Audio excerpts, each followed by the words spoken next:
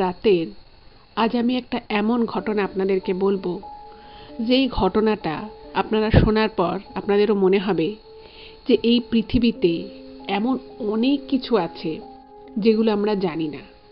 In fact আমরা হয়তো এই পৃথিবীর 10-20% জিনিসই হয়তো এতদিন অবধি আমরা জানতে পেরেছি, এবং এমন বহু কিছু আছে যেগুলো আজও আমাদের কাছে অজানা, আজও সেগুলো আমাদের কাছে রহস্যজনক।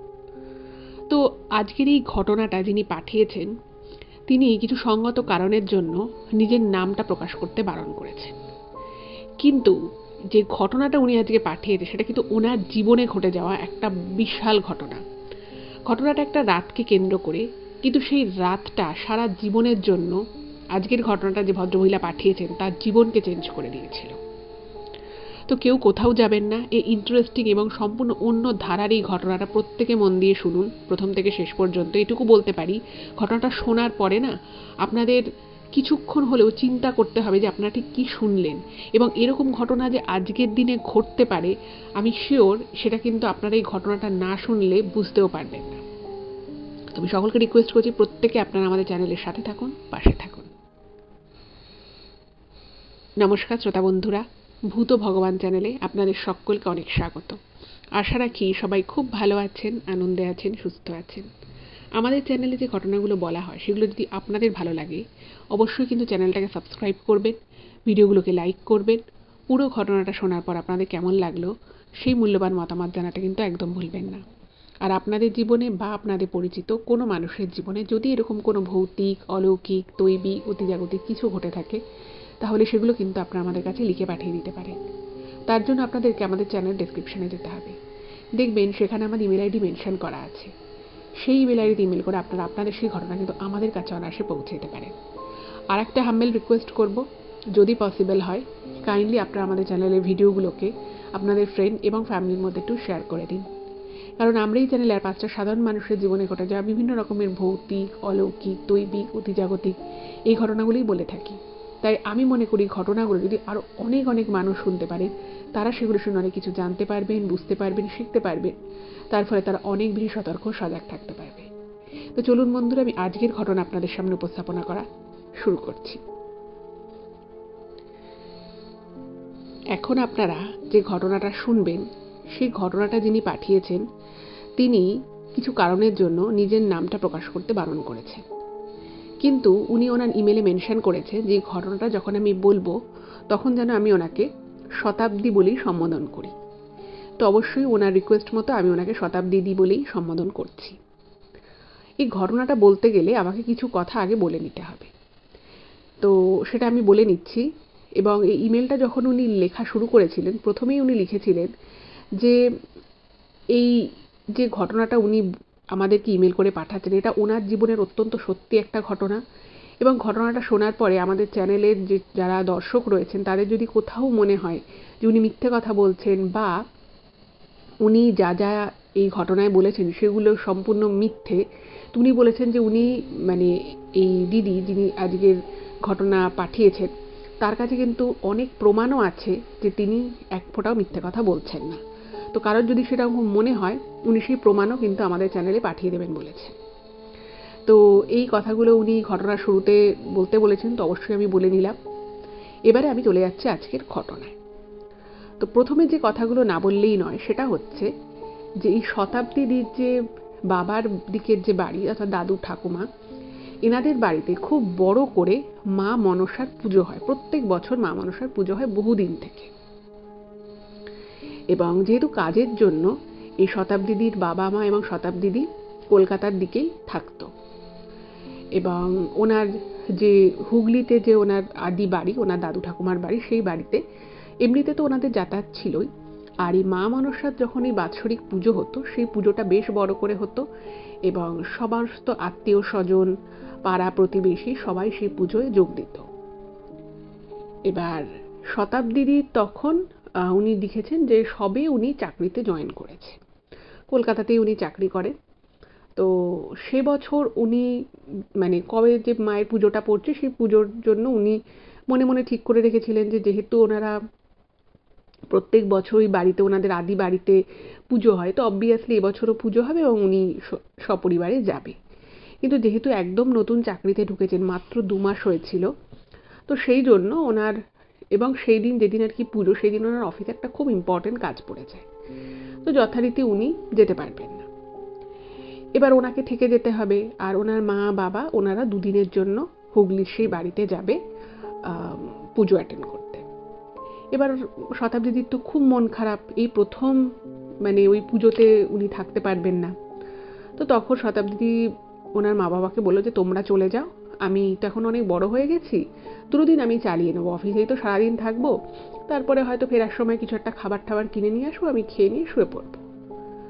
আচ্ছা, এখানে বলে রাখি শতাব্দীদির বাড়িটা হচ্ছে বরানগরীরই আশেপাশের কোনো একটা জায়গায়। এক্স্যাক্ট লোকেশনটা উনি শেয়ার করেননি, তাই আমি এক্স্যাক্ট লোকেশনটা বলতে পারছি না। বরানগর থেকে কিছুটা যেতে হয় আর কি, মানে ওই আশেপাশে এলাকায় ওনাদের বাড়ি, এবং একতলা বাড়ি। 2টো বেডরুম রয়েছে বড়, আর একটা ছোট স্টাডি রুম রয়েছে, এবং বাকি যেরকম কিচেন টয়লেট যেরকম থাকে সেরকম।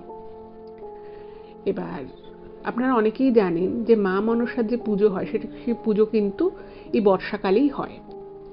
তো সেবারও প্রচণ্ড বর্ষা হচ্ছে, এবং সকালবেলা যেদিন আর কি পুজো, তার আগের দিনই সকালবেলা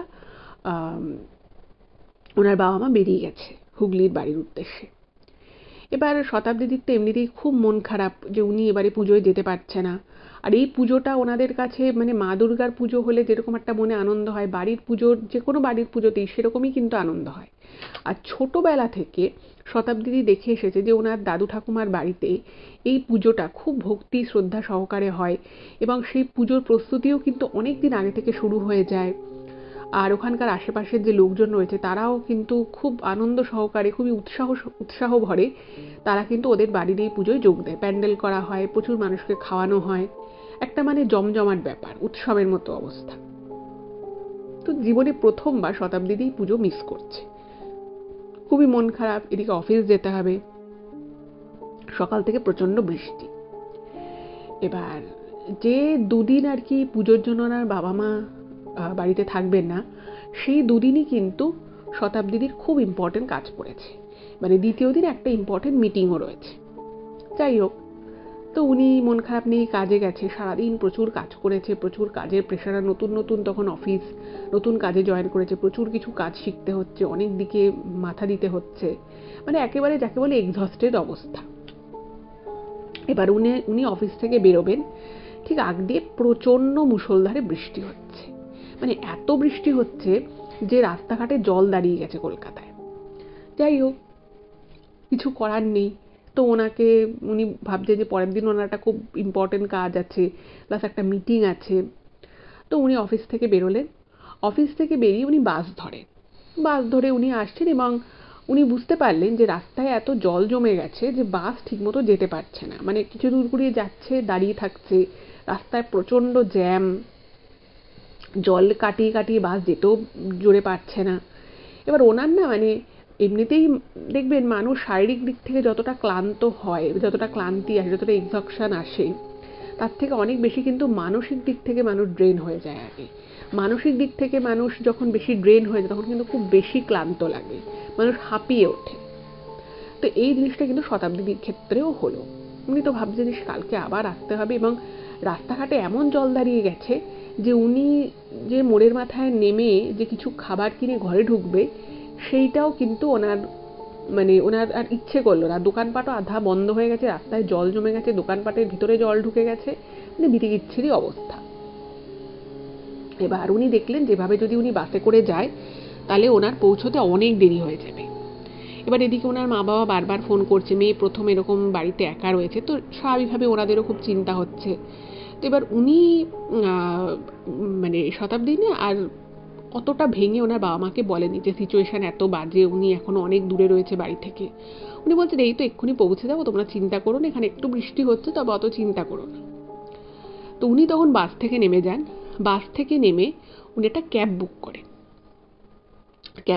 এবং যে ক্যাব ড্রাইভার আসে তাকে বলে যে দেখুন আমাকে পৌঁছতে হবে তাড়াতাড়ি, আপনি অন্য কোনো রাস্তা দিয়ে নিয়ে যান যে রাস্তায় জ্যাম নেই। যাই হোক, তো সেই ক্যাব ড্রাইভারও যায়, কিন্তু ওনার বাড়ি আসার প্রায় কিছুটা আগে, মানে প্রায় 1 কিলোমিটার আগে গাড়ি দাঁড়িয়ে যায়, মানে প্রচণ্ড জ্যাম রাস্তায়। আর প্রচণ্ড সরু, যেহেতু একটু ওনাদের বাড়ির এলাকাটা একটু নিচু এরিয়া, তো সেই জন্য সেখানে অনেক বেশি জল জমেছে। এবার শতাব্দীদি ভাবছে যে খুব বেশি তো আর ডিস্টেন্স না, আর একটুখানি ডিস্টেন্স, তো এবার যদি আমি ক্যাবে বসে থাকি তাহলে আমার আরও সময় চলে যাবে। তো উনি বললেন যে ঠিক আছে, আর ওনাদের বাড়িটা একটু ভিতরের দিকে, গলি থেকে একটু ভিতরের দিকে। তো উনি ভাবলেন যে এমনিতেও মানে বাসে ওঠা নামা করতে গিয়ে, ক্যাবের জন্য দাঁড়িয়ে থাকতে গিয়ে, এইসব করতে গিয়ে অলরেডি মানে অনেকটা উনি ভিজেই গেছেন পায়ের দিকে। তো ভাবলো যে ঠিক আছে, আমি এইটুকু জল ঠেঙিয়ে চলে যাই, তারপরে যা হোক করবো। এবার উনি তখন ক্যাব থেকে নেমে যান, নেমে উনি হাঁটা লাগিয়েছে, হাঁটছে হাঁটছে, এবং যখন বেশ কিছুটা মানে হাঁটা হয়ে গেছে, যখন মোটামুটি উনি মানে আর 4-5 মিনিট ডিস্টেন্স ওনার বাড়ি, এইরকম সময় উনি দেখেন মানে রাস্তা দিয়ে, মানে উনি যেখানটা যে অভিমুখে যাচ্ছেন ঠিক সেই অভিমুখেই একটা ছেলে হেঁটে হেঁটে যাচ্ছে। ছেলেটার এবার ছেলেটার বিবরণ যেটা উনি দিয়েছেন বা যেভাবে দিয়েছেন আমি ঠিক সেভাবেই আপনাদেরকে বলছি। ছেলেটা মানে বৃষ্টিতে ভিজে গেছে, ছেলেটা একটা ধবধবে সাদা পাঞ্জাবি পরেছে, ধবধবে সাদা একদম, এবং দেখে বোঝা যাচ্ছে একদম নতুন পাঞ্জাবি পরেছে, খুব পাতলা পাঞ্জাবিটা। ছেলেটার চুলটা হচ্ছে মানে হালকা মানে ব্ল্যাকই, বাট কিছু কিছু ব্রাউনিশ রয়েছে চুলটা, কিন্তু দেখে বোঝা যাচ্ছে ন্যাচারাল চুল, মানে কালার করা নয় এক্সট্রা করে। মানে সেটা শতাব্দীদির দেখে মনে হয়েছে। মানে আমি কিন্তু এখানে যে ডেসক্রিপশনটা দিচ্ছি সেটা ঠিক যেভাবে উনি ইমেলে ডেসক্রিপশনটা দিয়েছেন আমি ঠিক সেভাবেই কিন্তু বলছি আপনাদেরকে। সাদা পাঞ্জাবি পরে ওরকম জলের মধ্যে, ঝড় বৃষ্টির মধ্যে ছেলেটা যাচ্ছে। ছেলেটার চুলটা হালকা হালকা কালো এবং হালকা হালকা বাদামি রয়েছে। ছেলেটার চোখ দুটো কটা, খুবই ফর্সা, লম্বা, এবং সুঠাম বলতে যেরকম বোঝায় ঠিক সেরকম। এবার শতাব্দীদির কথা অনুযায়ী উনি যেটা লিখেছেন যে এইরকম একটা ছেলে যাকে এত সুন্দর দেখতে, এত স্মার্ট, এবং তাকে তার পুরো লুকটা খুব অ্যাট্রাকটিভ, মানে দেখলে মানুষ মানে একবার যদি কেউ দেখে, সে ছেলে হোক বা মেয়ে হোক, সে দ্বিতীয়বার দেখবেই, তাকে এতটাই নাকি সুন্দর দেখতে। ভ্রুগুলো চওড়া চওড়া, কালো কালো, খুবই ফর্সা, এবং পুরো সুঠাম চেহারা বলতে যেরকম বোঝায় ঠিক সেরকম। তো উনি একবার যখন ছেলেটার দিকে তাকায়, উনি না মানে আর চোখ ফেরাতে পারছে না, মানে আবার উনি তাকিয়েছেন, এতটাই নাকি মানে গর্জাস দেখতে ছেলেটাকে। এবং তখন মোটামুটি উনি ওনার পাড়ার কাছাকাছি চলে এসেছে। এবার শতাব্দীদি যেহেতু অনেক ছোটবেলা থেকে ওই পাড়ায় থাকে, তো মোটামুটি সব ছেলে মেয়ে সবাইকেই উনি চেনে। তো দেখছে যে ওনার বাড়ির দিকে ওই অভিমুখেই যাচ্ছে, কিন্তু মানে ছেলেটাকে উনি চেনে না, মানে এর আগে ওনাদের পাড়ায় বা পাড়ার আশেপাশে উনি ছেলেটাকে দেখেনি। তো ছেলেটাকে দেখে না উনি একটু অন্য মানে ওনার কনসেন্ট্রেশনটা, ওই যে মাথার মধ্যে একটা বিরক্তি আসছিল যে আবার কালকে তাড়াতাড়ি অফিস যেতে হবে, গিয়ে কিছু রান্না করে খেতে হবে, মানে সব কিছুতে একটা দেখবেন মানুষের বিরক্তি চলে আসে। তার মধ্যে এরকম প্রচণ্ড বৃষ্টি হচ্ছে, আধা ভিজে গেছে উনি, এই যে মনের মধ্যে একটা বিরক্তি ভাব ছিল, ওই ছেলেটাকে দেখার পরে ওনার মাথা থেকে, উনি নিজেই লিখেছেন যে সমস্ত বিরক্তি, সমস্ত টেনশন, চিন্তা কোথায় যেন চলে গেল। আর এত সুন্দর দেখতে ছেলে ওনার কথা অনুযায়ী উনি এর আগে কখনো দেখেননি। এবার ছেলেটাকে দেখে মানে হয় না যে কিছু জিনিস বা কিছু মানুষকে প্রথম দেখাতেই একটা অন্য রকমের ভালো লাগা কাজ করে বা একটা অন্য রকমের ফিলিংস চলে আসে। শতাব্দীদি লিখেছেন যে ওনার কিন্তু একদম এক্স্যাক্ট সেই জিনিসটা হয়। মানে ওই ছেলেটাকে ওই মুহূর্তে দেখে, মানে বৃষ্টি হচ্ছে, আশপাশ দিয়ে গাড়ি চলে যাচ্ছে, মানে সবাই বিরক্ত হচ্ছে, কারণ রাস্তা খুব একটা চওড়া নয়, একটা বাইক গেলেও জল ছিটছে, রাস্তা দিয়ে যত লোকজন যাচ্ছে সবাই বিরক্ত হচ্ছে, গাড়িওয়ালাদেরকে বলছে এই আস্তে চালান আস্তে চালান, দেখে দেখে চালাতে পারেন না, দেখছে লোক দিয়ে পাশ হাঁটছে, লোক রাস্তা দিয়ে হাঁটছে, রাস্তায় জল, অসভ্য কেন আপনি, এরকম অনেক কথা অনেকে বলছে। কিন্তু শতাব্দীদি ছেলেটার দিকেই শুধুমাত্র তাকিয়ে আছে এবং খেয়াল করছে। এবং উনি যেটা লিখেছেন যে ছেলেটা সব থেকে যে জিনিসটা আমার মানে অবাক লাগলো এবং ভালোও লাগলো, সেটাকে দেখতে শুনতে তো খুবই সুন্দর, একদম হ্যান্ডসাম ছেলে বলতে যেরকম বোঝায় সেরকম, কিন্তু উনি দেখলেন যে ছেলেটার মধ্যে এতটুকু বিরক্তির নেই ছেলেটার চোখে মুখে। ওর পাশ দিয়ে গাড়ি চলে যাচ্ছে, ছেলেটার গায়ে জল লাগছে, এবং ওরকম একটা সুন্দর সাদা পাতলা ফিনফিনে একটা ওরকম পাঞ্জাবি পরেছে, সেটার গায়ে জল লাগছে, কিন্তু সেটার কোনো ভ্রুক্ষেপ নেই। ও কারোর দিকে বিরক্ত হয়ে তাকাচ্ছে না, কারোকে কিছু বলছে না, ও নিজের মতো হেঁটে বেড়াচ্ছে এবং ওর মাথায় ছাতাও নেই। মানে বোঝা যাচ্ছে যে অনেকক্ষণ থেকেই ভিজে ভিজে কোথাও থেকে ফিরছে। এবার ওর না খুব অবাক লাগে ছেলেটাকে দেখে, যে এরকম একটা বর্ষামুখর দিনে সকাল থেকে বৃষ্টি হচ্ছে, মানে একদম মানে ও খুব নর্মাল সেন্সে ভাবে যে কোনো মানুষ হয়তো ঘর থেকে বেরোলো, সে তো এরকম বর্ষার দিনে অবভিয়াসলি ছাতা নিয়েই বেরোবে, এটাই স্বাভাবিক, কিন্তু সেটা কেন ছাতা নিয়ে বেরোয়নি? এটা একটা ওনার মনে প্রথম প্রশ্ন জাগে। দ্বিতীয় প্রশ্ন জাগে যে এরকম বর্ষার মধ্যে কলকাতা শহরে কে সাদা পাঞ্জাবি পরে বেরোয়, এটাও একটা ওনার মনে হয়। এবং সব কিছু মিলিয়ে ছেলেটাকে এতটা ভালো লাগে, ওর পার্সোনালিটিটা এত ভালো লাগে যে বাহ, ছেলেটা তো খুব ঠান্ডা মাথার ছেলে, এত অসুবিধে হচ্ছে, রাস্তাঘাটে সবাই বিরক্ত হচ্ছে, সবাই গাড়ি গেলে উল্টোপাল্টা বলছে, এই ছেলেটার মুখ থেকে তো একটাও কথা বেরোচ্ছে না। এবং শতাব্দীতে ওখানে এতটাই মোহিত হয়ে যায় ছেলেটাকে দেখে, উনি লিখেছে যে আমি জানি না, মানে আমার সাথে এরকম কোনোদিন ঘটেনি, মানে উনি বলছেন যে আমি স্কুলে পড়েছি, কলেজে পড়েছি, ইউনিভার্সিটিতে গেছি, কখনো কোনো ছেলেকে দেখে আমার এতটা মানে ভালো লাগা বা একটা চমকে যাওয়ার মতো, হা হয়ে যাওয়ার মতো এরকম আমি পার্সোনালিটির কাউকে কোনোদিনও দেখিনি। এবং ওনার উপরে সেটা এতটাই ইম্প্যাক্ট করে যে উনি ওনার বাড়ি ছাড়িয়ে ওই ছেলেটার পিছন পিছন বেশ মানে 5-6টা বাড়ি অবধি উনি চলে যায়। এবং যখন উনি 5-6টা বাড়ি অবধি ক্রস করে গেছে, তখন হঠাৎ করে শতাব্দীর মনে হয় যে আমি এইখানটা কি করছি, আমার বাড়ি তো পিছনে চলে গেছে। মানে ভাবুন, একটা মেয়ে একটা ছেলেকে দেখে এতটা অভিভূত হয়ে গেছে যে সে নিজের বাড়িতে কখন ক্রস করে চলে এসেছে সে নিজেই বুঝতে পারেনি। তো শতাব্দীর খুব লজ্জা লাগে নিজের মনে মনে, এবং উনি যখন রাস্তায় দাঁড়িয়ে যায়, এবং শতাব্দী এটা লিখেছেন যে যেহেতু এটা আমার জীবনের একটা ঘটনা, সেই জন্য আমি আমার আসল নামটা বলতে বারণ করছি, কিন্তু ওনার বলতে কোনো দ্বিধা নেই। সেই দিন মানে উনি বাধ্য হয়ে ওখানে দাঁড়িয়ে গেছিলেন, মানে যদি ওনার পক্ষে পসিবল হতো, যদি ওনার অফিস না থাকতো বা যদি ওরকম অ্যাটলিস্ট বৃষ্টি না হতো, উনি হয়তো আরও কিছুক্ষণ ছেলেটার পিছন পিছন যেতেন, বোঝার পরেও যে উনি অলরেডি নিজের বাড়ি পেরিয়ে এসেছেন। যাই হোক, তো উনি ভাবলেন যে ঠিক আছে, একটু বাড়াবাড়ি হয়ে যাবে, সেটা হয়তো কোথাও যাচ্ছে, হয়তো আমাদেরই পাড়ার কারোর বাড়িতে হয়তো কোনো গেস্ট হিসেবে এসেছে। তো উনি একটু দাঁড়িয়ে দেখে উনি আবার উল্টো দিকে হাঁটা পথে চলে আসে বাড়িতে। এবং বাড়িতে আসার পরে বলছেন যে আমি বাসেও যখন ছিলাম বা ক্যাবেও যখন ছিলাম, আমি মনে মনে ভাবছিলাম যে বাড়িতে গিয়ে কখন আমি কোন কাজটা করবো, প্রথমেই ঢুকবো, স্নান টান করবো, ফ্রেশ হবো, তারপরে কিছু একটা খাবার বসাবো, ওনার মা কিছু খাবার দাবার রেখে গেছে ফ্রিজে, সেগুলোকে গরম করে খাবো আদারওয়াইজ। তো অনেক কিছুই মনের মধ্যে উনি ভাবছিলেন, চিন্তা করছিলেন, ক্যালকুলেশন করছিলেন। কিন্তু ওই ছেলেটাকে দেখার পরে উনি বলছেন যে আমি বাড়িতে এসে সেই যে বসে পড়লাম ওই ভিজে জামা কাপড়ের সোফাতে, আমি শুধু ছেলেটার কথাই ভেবে যাচ্ছি যে এত সুন্দর দেখতে ছেলেটা, আর এত হ্যান্ডসাম লাগছে ছেলেটাকে দেখে, মানে বৃষ্টিতে ভিজে গেছে, ওরকম ভেজা পাঞ্জাবি পরে রয়েছে, কোনো ভ্রুক্ষেপই নেই, রাস্তা দিয়ে এত গাড়ি যাচ্ছে, ওর গায়ে জল ছিটছে, মানে অন্যরকম একটা আর কি লাগে, মানে একদম স্বপ্নের দুনিয়ায় চলে যান উনি। এরকম ভাবতে ভাবতে হঠাৎ করেই উনি খেয়াল করলেন যে ওনার বাড়ি বেল বাজছে। এবার শতাব্দী ভাবছে এখন কে এলো, তখন সন্ধে হয়ে গেছে, ভাবছে এখন কে এলো। যাই হোক, তো উনি ওনার স্বপ্নের দুনিয়ার স্বপ্ন ভঙ্গ হলো যাকে বলে, এবং উনি তখন বুঝতে পারলেন যে উনি ভেজা জামা কাপড়ে, যেহেতু ওনার পায়ের দিক, কোমর থেকে পায়ের দিকটা অনেকটাই বৃষ্টির জল লেগে ভিজে গেছিল, তো যেহেতু ওই ভেজা নিয়ে উনি সোফায় বসেছিল, সোফাটাও ভিজে গেছে।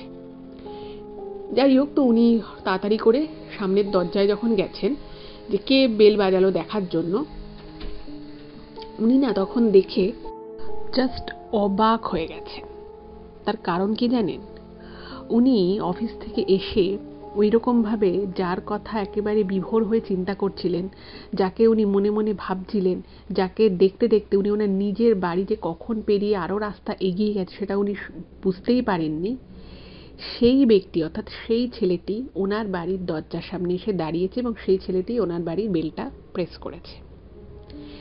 এবং উনি যেটা লিখেছেন যে একটা মুহূর্তের জন্য উনি ওই ছেলেটাকে যখন মানে অতটা সামনাসামনি দেখছেন, যে উনি ঘরের মধ্যে, ওনার বাড়ি হচ্ছে এমনি একটা দরজার পাশে একটা গ্রিল রয়েছে, এবং দরজাটা লোহার, যেহেতু উনি জাস্ট অফিস থেকে এসে ঢুকেছিলেন, তো উনি জাস্ট গ্রিলটা একটা লক ছিল, তো গ্রিলের লকটা দিয়েছে, কিন্তু মেন দরজাটা উনি তখনও বন্ধ করেননি। এবং ছেলেটা দরজাটার বাইরে, এবং শতাব্দী দরজার ভিতরে। অত কাছ থেকে ছেলেটাকে ওইভাবে দেখে, মানে উনি যার কথা চিন্তা করছিলেন, যাকে এত ওনার ভালো লাগলো হঠাৎ করেই দেখে, সেই মানুষটাকে যখন উনি ওনার দরজার সামনে দাঁড়িয়ে থাকতে দেখলেন, উনি একটা মুহূর্তের মধ্যে মানে নিজেই নিজের মধ্যে যেন হারিয়ে গেলেন। এবং ছেলেটা দাঁড়িয়ে রয়েছে, এবং ছেলেটা যখন দেখছে যে সে যে বাড়ির বেল প্রেস করেছে সে সামনে দাঁড়িয়ে আছে, অথচ সে কিছু বলছে না, একদম চুপচাপ স্ট্যাচুর মতো দাঁড়িয়ে রয়েছে, তো সে তখন মানে জাস্ট হাতটাকে নেড়েছে, ওয়েভ করা যেরকম হয় আর কি, সে হাতটাকে নাড়িয়েছে, মানে নিজে হাত নাড়িয়ে অ্যাটেনশন নেওয়ার চেষ্টা করেছে। তো তখন উনি যেন একটু সম্বিত ফিরে পেল। তখন বলছে, মানে শতাব্দী তখন বলছে, হ্যাঁ বলুন না, আপনি বলুন, আপনি কি বলবেন। তো তারপরে না শতাব্দী বলছে, আচ্ছা আচ্ছা আপনি না ভিতরে আসুন, এত ঝড় বৃষ্টি হচ্ছে, মানে ঝড় অতটা হচ্ছিল না, বাট বৃষ্টি ভালোই হচ্ছিল এবং তার সাথে অল্প হালকা হাওয়াও চলছিল। তো তখন ছেলেটা বলছে, না না আমি ভিতরে আসবো না। তো উনি তখন একটা কাগজের টুকরো বার করেছে পকেট থেকে বার করে কাগজের টুকরোটায় দেখছে একটা ঠিকানা লেখা রয়েছে। তো বলছে যে এই ঠিকানাটা আমি খুঁজছি, আমি যতদূর জানি এটা এই জায়গাতেই হবে, কিন্তু এক্স্যাক্ট কোন বাড়িটা আমি বুঝতে পারছি না। এবার শতাব্দীকে ঠিকানাটা দেখিয়েছে এবং ঠিকানার উপরে একজনের নাম লেখা রয়েছে, একটা ভদ্রলোকের নাম লেখা রয়েছে। এবার শতাব্দী মানে যেটা লিখেছেন ইমেলে, যে উনি স্কুলে পড়েছেন, কলেজে পড়েছেন, ইউনিভার্সিটিতে পড়েছেন, চাকরি করছেন 2-2.5 মাস হয়ে গেল।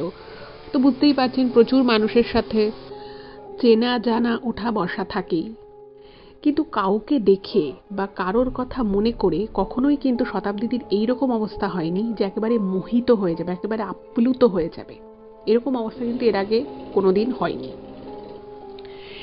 এইবারে শতাব্দী মনে মাথা না পুরো ব্ল্যাঙ্ক হয়ে গেছে ছেলেটাকে দেখে।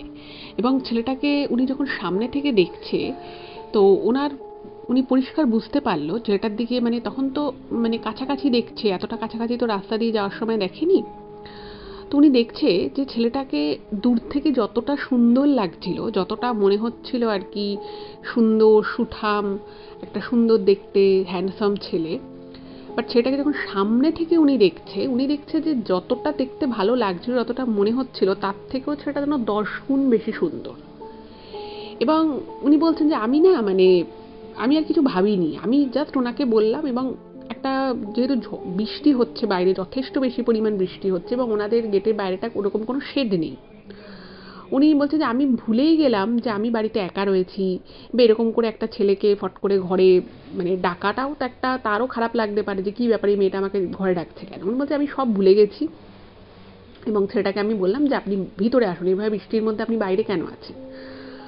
তো ওই যে কাগজের টুকরোটায় যে ঠিকানাটা এবং নামটা লেখা ছিল, মানে শতাব্দী ওটা ভালো করে দেখেও নি, মানে আদৌ লোকটাকে চেনে বা বাড়িটাকে চেনে কি চেনে না উনি কিছুই, মানে ওনার আর ইন্টারেস্টও নেই। ছেলেটাকে দেখে উনি ছেলেটাকে দেখতেই মানে আর কি বিভোর হয়ে গেছিলেন।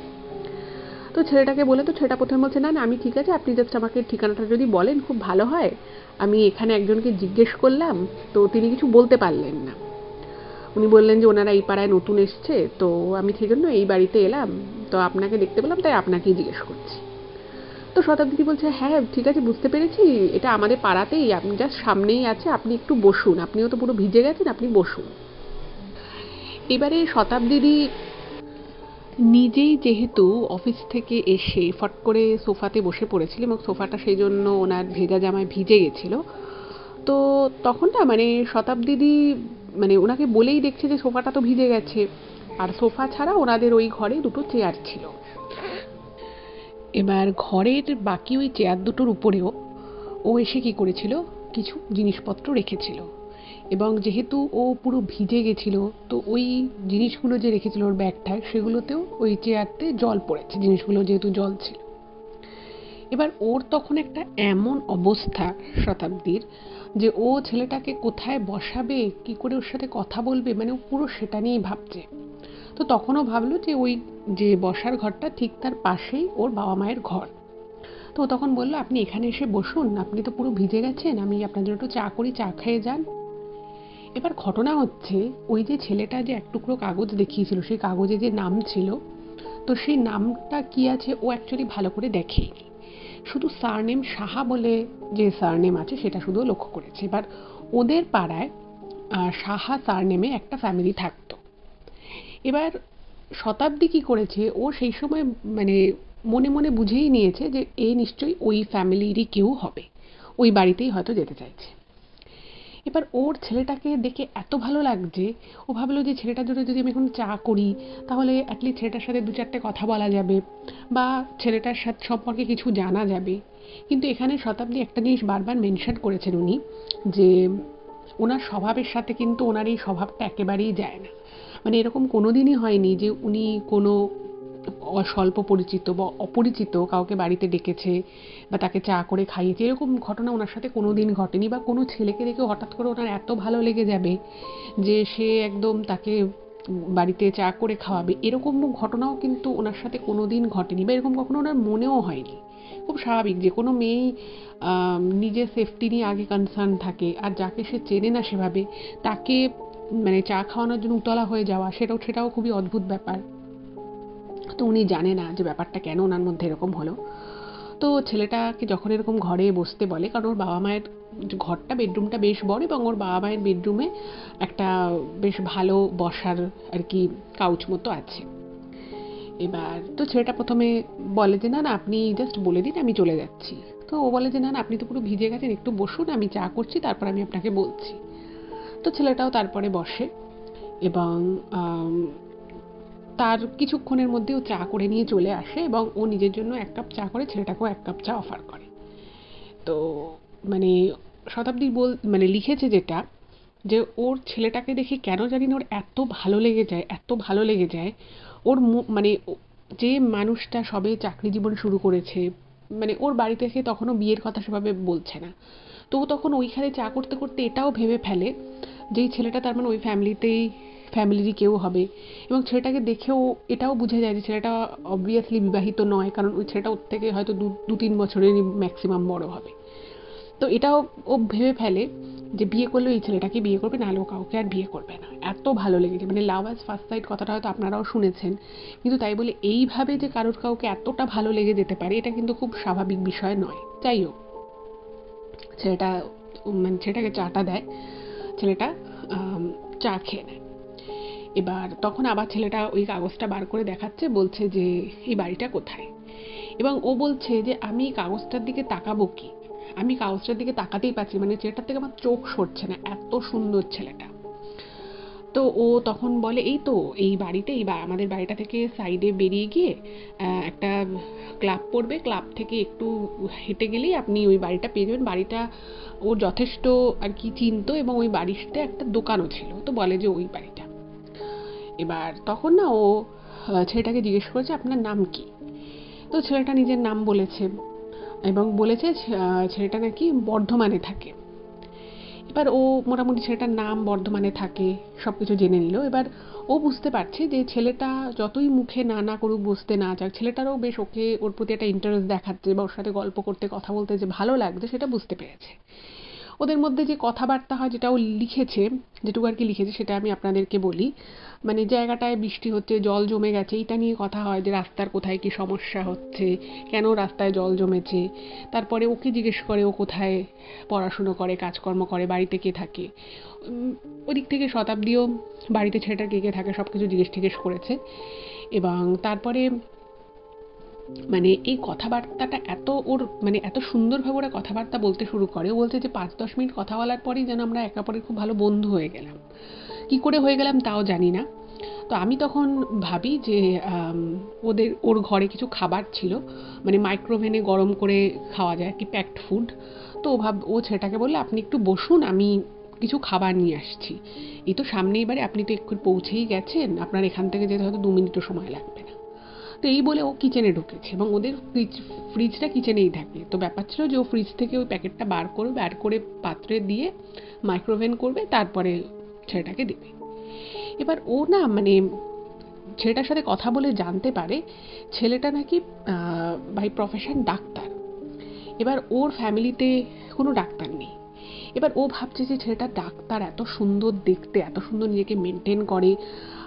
তো ওর না মানে ভীষণ রকমভাবে ভালো লেগে যায় ছেলেটাকে। ও ভাবে যে আমার বাবা মা যদি জানতে পারে যে আমি একজন ছেলেকে পছন্দ করেছি, ছেলেটা ডাক্তার, তো বাড়ি থেকে তো একদম মানে একদম কথা যেদিন বলবো সেদিনই মেনে যাবে বিয়ের জন্য। তো ওর খুব খুশি লাগে এবং ও টুক করে ওর নিজের ঘরে গিয়ে একটু হালকা ফুলকা মেকআপও করে নেয়। তো তারপরে ও রান্নাঘরে ঢুকেছে এবং রান্নাঘরে ঢুকে মাইক্রোওভেনে যেটা দিয়েছিল সেটা কমপ্লিট হয়ে যায়। তো সেই খাবারটা নিয়ে যখন ও ঘরে গেছে দেখছে ঘরে কেউ নেই, মানে ছেলেটা নেই। এবার ও ভাবছে ছেলেটা কোথায় গেল। তো ও তখন ফট করে বাইরের ঘরটায় গেছে, তো দেখছে যে বাইরের ঘরেও কেউ নেই এবং দরজাটা মানে সামনে যে দরজাটা ওটা জাস্ট ভেজানো, মানে বোঝা যাচ্ছে যে ছেলেটা হয়তো ঘর থেকে বেরিয়ে বাইরে গেছে। এবার এটা দেখে না ওর খুব খারাপ লাগে। ও ভাবলে বাবা ছেলেটা চলে গেল, আমাকে বলে গেল না। এবং তারপরে ও ভাবছে যে স্বামী কি বোকামি করছে, একটা ভালো ভদ্র বাড়ির ছেলে ডাক্তার, সে আমার সাথে এখানে বসে বসে গল্প করবে। হতেই পারে ছেলেটা হয়তো অস্বস্তি পাচ্ছিল, আমি হয়তো ওভার ফ্রেন্ডলি হয়ে গেছিলাম, আমি হয়তো ওকে চা খাওয়ার জন্য বলেছি বলে আবার আমি খাবার গরম করতে গেছি, সেটা হয়তো ছেলেটা ভালোভাবে নেয়নি, এটা হতেই পারে। তো সবটা মিলিয়ে ও ভাবে যে সেটা আমার সম্পর্কে কিছু খারাপ ভাবলো না তো। তারপরে ও ভাবছে সেটার ফোন নাম্বারটা নিয়ে নিলে হতো, বেশ কিছু গল্প করলাম, কিন্তু ছেলেটার ফোন নাম্বারটা আমার নেওয়া উচিত ছিল। তো যাই ও ভাবলো যে ঠিক আছে ছেলেটার নামও জানি আর কোন বাড়িতে এসছে, তা ওদের আত্মীয় হয় সেটাও জানি। তো ও মনে মনে মানে ও যেটা লিখেছে আমার সত্যি পড়ে খুব অবাক লাগছিল। ঘটনাটা ঘটেছে 2018 সালে। তো 2018 সালে দাঁড়িয়ে কেউ মানে কোনো একটা মেয়ে মানে এত এত কিছু মনে মনে ভেবে নিতে পারে, এত কিছু এত স্বপ্ন দেখে ফেলতে পারে মাত্র এইটুকু সময়ের আলাপে, সেটা যখন আমি ঘটনাটা পড়ছিলাম আমার নিজের খুব অবাক লাগছিল। যাই হোক, তো ভাবে যে ঠিক আছে সেটার সাথে ছেলেটা তো খুব ভালো, নিশ্চয়ই ওর সাথে আমার ভালো একটা বন্ধুত্ব হয়েছে এবং এটাকে আমি আরও আগে বাড়াবো। এবং ও না ওয়েট করতে থাকে যে ছেলেটা আবার আসবে, এবং তখন কিন্তু 8টা বেজে গেছে। ও ভাবছে ছেলেটা হয়তো আসবে। এবার ও ভাবছে যে একটা কাজ করি, আমি অফিসে একটা কিছু মানে যদি বলি যে আমার প্রচণ্ড শরীর খারাপ হয়ে গেছে এই জল ঠিক নিয়ে বাড়ি গিয়ে, তাহলে হয়তো আমি ছুটি পেয়েই যাব, আমার ছুটি অ্যাপ্রুভ করেই দেবে। তো ও ভাবছে যে আমি অফিস যাব না, যদি ছেলেটা হয়তো এই রাতের বেলা আর ওই বাড়ি থেকে বেরোবে না সাহা বাড়ি থেকে, তো যখন ফিরবে ছেলেটা কালকে, ডাক্তার খুব বেশি দিন হয়তো থাকবে না, তখন আমি ছেলেটার সাথে দেখা করব। তো এই ভেবে ও সঙ্গে সঙ্গে ওই রাতারাতি তখন রাত 10টা বাজে, ও ওর এইচআরকে এবং ওর ম্যানেজারকে মেল করে দেয় যে ওর খুব সর্দি লেগে গেছে মানে জলের ইয়েতে, বর্ষায়, তো ও কালকে আসতে পারবে না। যাই হোক, তো ছুটি পেয়েও যে ওর ম্যানেজার বলে দেয় ঠিক আছে তোমাকে আসতে হবে না। এবার ও না সারা রাত মানে ছেলেটাকে নিয়ে প্রচুর স্বপ্ন দেখছে, কোনো রকমে খাওয়া দাওয়া করে এবং তারপরেও ভাবছি যে এত সুন্দর ছেলেটা, এত ভালো ছেলেটা, মানে ছেলেটা ভীষণ ভদ্র সভ্য, খুব মার্জিত কথাবার্তা বলে এবং ছেলেটা শুধুমাত্র যে মানে ডাক্তার তাই নয়, ছেলেটা কিন্তু গোল্ড মেডালিস্ট। তো এই সমস্ত কিছু শুনে না ও মানে অভিভূত হয়ে যায়, ঠিক আছে। এবং তারপরক্ষণই ওর মাথায় একটা বুদ্ধি আসে যে ছেলেটাকে ফেসবুকে খোঁজা যাক। মানে সেটাকে তো সামনাসামনি দেখেছে, তো ওর নাম দিয়ে যদি সার্চ করে কিছুক্ষণের মধ্যে অ্যাটলিস্ট পেয়েই যাবে ওর প্রোফাইলটা। তো ফেসবুকে সার্চ করতে থাকে, কিন্তু ও ফেসবুকে সার্চ করে পায় না। তো তারপরে ভাবছে যে হতে পারে ছেলেটা হয়তো ফেসবুক ব্যবহার করে না, হতেই পারে ফেসবুক যে সবাই ব্যবহার করবে, সবার যে অ্যাকাউন্ট থাকবে তা তো নয়। তো ভাবলো যে তাহলে সেটাকে কী করে পাওয়া যায়। এবার এই সমস্ত কিছু চিন্তা করতে করতে ও ঘুমিয়ে পড়ে। এবার এই অবধি ব্যাপারটা কিন্তু একরকম ছিল। এবারে সেদিন তো সারা রাত ছেলেটার কথা চিন্তা করে, ছেলেটার কথা ভেবে ওর ঘুমই আসে না প্রায়। এবার ঠিক ভোর 5:30টার সময় আবার যথারীতি ওর বাড়ির কলিং বেলটা রিং হয় এবং ওর তো ঠিকমতো ঘুম হয়নি। এবার যে মুহূর্তে ওর বাড়ির কলিং বেলটা রিং হয়, ওর মনে হয় শতাব্দীর যে নিশ্চয়ই ওই ছেলেটাই এসেছে, মানে কেন জানি না ওর মনে হয়। এবার ও ভাবলো যে একটা কাজ করি তাহলে, আমি আগে দূর থেকে দেখি, মানে ফট করে আমি দরজাটা খুলতে যাব না, আমি আগে বাইরে থেকে দেখি, ওর ঘরের ভিতরে আর কি একটা জানলা রয়েছে সেখান থেকে বাইরেটা দেখা যায়, আগে দেখি। তো ও সঙ্গে সঙ্গে দেখলো এবং দেখছে যে ওই ছেলেটাই এসছে এবং ওর বাড়ির সামনে দাঁড়িয়ে রয়েছে এবং ওই সেম ওরকম সাদা একটা পাঞ্জাবি পরে দাঁড়িয়ে রয়েছে। তো ওর তো দেখে ভীষণ খুশি।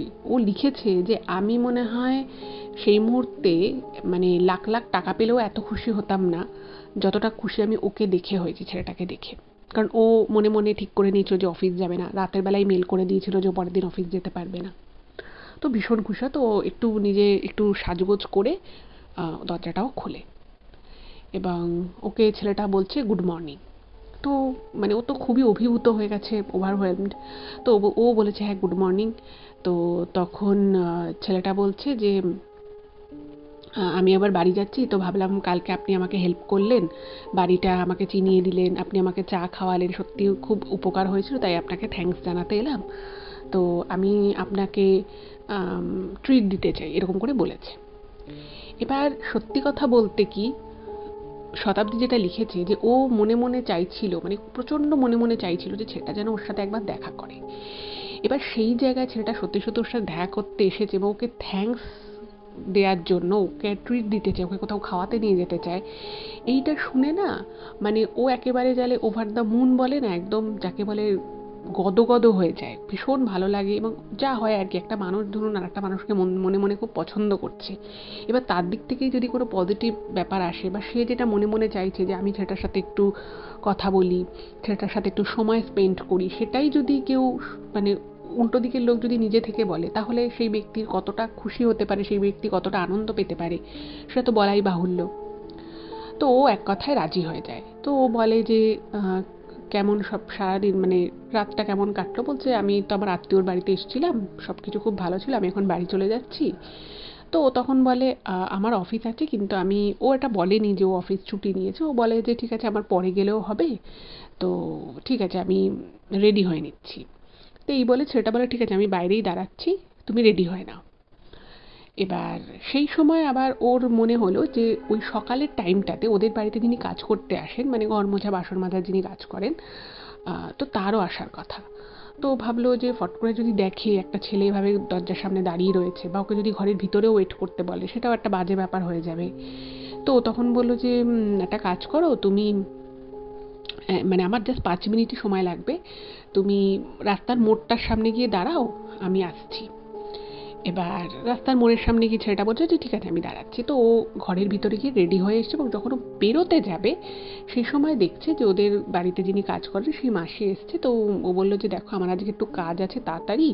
অ্যাকচুয়ালি ও অফিস বেরোয় হচ্ছে 9টা, 9:30 পরে, 9:30 নাগাদ ও অফিস বেরোয়। তো ওকে বলছে, মানে মাসিকে বললো মাসি তুমি আজকে কাজ করো না, তুমি কালকে এসো। তো মাসিও চলে গেছে, তার আর কি দরকার আছে।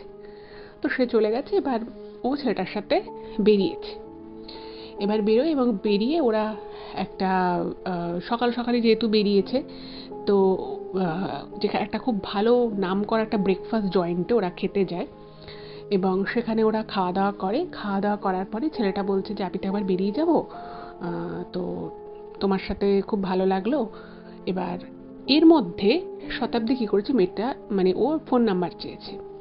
তো তখন ছেলেটা বলছে যে দেখো আমি তোমাকে আমার ফোন নাম্বার দিতেই পারি, কিন্তু আমি যখন ডিউটিতে থাকি মাঝে মধ্যে আমার টানা 36 ঘন্টাও ডিউটি থাকে, তো সেই সময় কিন্তু আমি কোনো ফোন রিসিভ করতে পারি না, কারণ আমার পরপর ব্যাক টু ব্যাক আমার মানে ও যে হসপিটালের সাথে যুক্ত, সেই হসপিটালে ওর আউটডোর করতে হয়, তারপরে রাউন্ডে যেতে হয় যেখানে পেশেন্টরা অ্যাডমিট থাকে।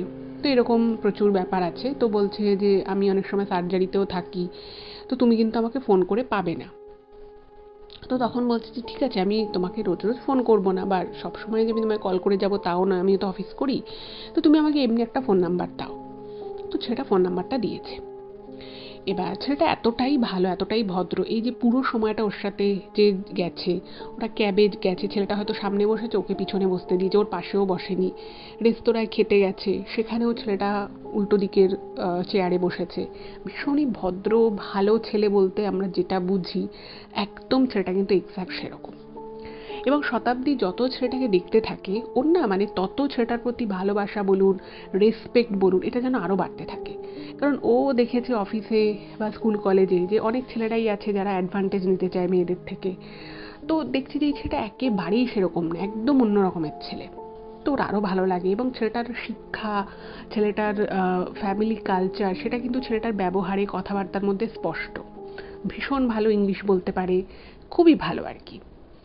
এবং ওকে তখন ছেলেটা বলে যে চলো আমি তোমাকে বাড়ি অবধি পৌঁছে দিচ্ছি। এবার ও চাকরি করে, কলকাতা শহরে থাকে, ওর মানে ওর পক্ষে কলকাতার এক জায়গা থেকে অন্য জায়গায় আসা কোনো ব্যাপারই না। তো ও তখন বলে যে তুমি আমাকে পৌঁছে দিতে চাইছো, ঠিক আছে সেটা খুব ভালো লাগলো আমার, কিন্তু আমি পারবো যেতে। তো ছেলেটা তখন ওকে বলে যে দেখো আমি তো তোমাকে এই ট্রিটটা দেওয়ার জন্য আমি তো তোমার বাড়িতে গেছিলাম, তো তুমি আমার সাথেই বাড়ি থেকে বেরিয়েছো, এবার আমারই দায়িত্ব হচ্ছে তোমাকে বাড়ি অবধি পৌঁছে দেওয়া। আমি জানি তুমি পৌঁছতে পারবে, আমি জানি তোমার পক্ষে এটা কোনো ব্যাপার না, কিন্তু তুমি তোমার বন্ধু, আমরা তো একে অপরের বন্ধু হয়ে গেছি, আমি তোমাকে বাড়িতে ড্রপ করে দিচ্ছি। তো তখন মাঝখানে ছেলেটা ওকে জিজ্ঞেস করে যে তুমি কি অফিস যাবে, তো ও তখন বলে যে না এখন দেরি হয়ে গেছে, আর অফিস যাব না, আমি লিভ অ্যাপ্লাই করে দেবো, আমি বাড়ি চলে যাব। এবার ছেলেটা যখন ওকে বাড়ি অবধি ছাড়তে আসে, তখন শতাব্দী একটা ভুল করে বসে, এবং এরকম একটা ভুল যে ওর মতো একটা মেয়ে জীবনে করতে পারে বা এরকম ভুলের কথা কোনোদিনও চিন্তা করতে পারে, সেটা ও নিজেই কোনোদিনও ভাবেনি। ছেলেটা যখন ওকে ওর বাড়ির সামনে ছাড়তে এসেছে, ছেলেটা বলে এবার আমি চলে যাচ্ছি। ওর না মানে এত খারাপ লাগে, এত খারাপ লাগে, ও ছেলেটার হাতটা ধরে বলে যে আমাদের আবার কবে দেখা হবে। তো ছেলেটা অবভিয়াসলি বলেছে যে দেখো আমি তো এখানে খুব বেশি আসি না, আর আমার খুব বিজি শিডিউল থাকে, কারণ ও প্রাইভেটেও চেম্বার করে। বলছে হয়তো অনেক দিন পরে দেখা হবে, নিশ্চয়ই হবে, সেটা আমি তোমাকে বলতে পারি, কিন্তু কবে দেখা হবে, নিয়ার ফিউচারে কবে দেখা হচ্ছে সেটা আমি তোমাকে এখন বলতে পারবো না। এবার এটা শুনে ওর প্রচণ্ড খারাপ লাগে। তারপর শতাব্দী ছেলেটিকে বলে যে ঠিক আছে, তুমি তো চলেই যাচ্ছ, তো একটু আমার ঘরে এসে বসো, আমরা একটু গল্প করি, তারপর না হয় তুমি চলে যাবে। এবার এই যে ও ছেলেটাকে ওদের ওই বাইরের যেখানটা আর কি সোফা টোফা থাকে সেখানে ও ছেলেটাকে বসতে বলে, এবং তারপরে ওরা একটু গল্প করে, তারপরে ও বলে যে ঠিক আছে আমি একবার চা করছি। ছেলেটাও বলে হ্যাঁ তুমি খুব ভালো চা করো। তো ছেলেটাকে চা করে দেয় এবং দুজনে মিলে চা খায়, তারপরে ছেলেটা বেরিয়ে যায়।